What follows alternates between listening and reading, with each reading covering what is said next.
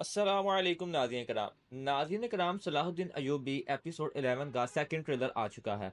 Trailer के अंदर हमें ये चीज़ देखने को मिलती है कि सलाहुद्दीन अय्यूबी सुल्तान नूरुद्दीन के पास जाते हैं और जाकर सारी बात बताते हैं कि मैं क्यों आपके पास नहीं था आ सका और मैंने मेला को क्यों आज़ाद किया और अमीर यरूकी ने जब आपका हुक्म लेकर आया मैं क्यों उसके हुक्म की अदूली की और मैं तब वापस नहीं था आया। ये सारी बात सुनने के बाद सुल्तान नूरुद्दीन काफ़ी गुस्से में नज़र आते हैं और यही बात कहते हुए नज़र आते हैं कि तुम्हें अमीर यरूकी से माफ़ी माँगना पड़ेगी क्योंकि वो मेरे हुक्म के साथ तुम्हें लेने गया था।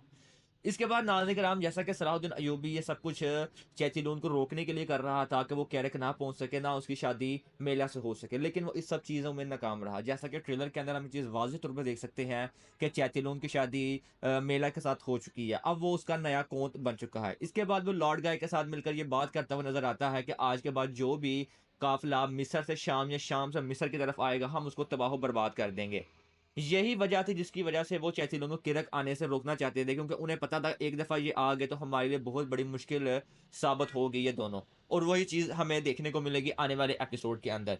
इसके अलावा आने वाले एपिसोड के अंदर एक नए किरदार की एंट्री भी देखने को मिलेगी जिसका नाम रकीब होगा। ये मिस्र का बहुत बड़ा ताजर होगा और ये जो खलीफा था उसका ख़ास आदमी होगा और उसी के साथ मिलकर काम करेगा।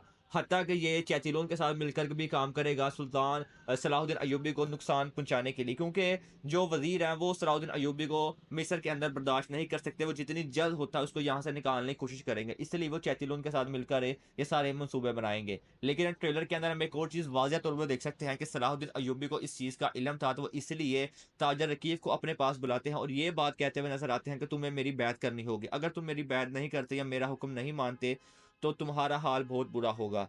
इसके अलावा नाज़रीन कराम, आप हमें अपनी राय का इज़हार करके ज़रूर बताएँ, क्या अमीर सलाहुद्दीन अमीर यारूकी से माफ़ी माँगेंगे या नहीं?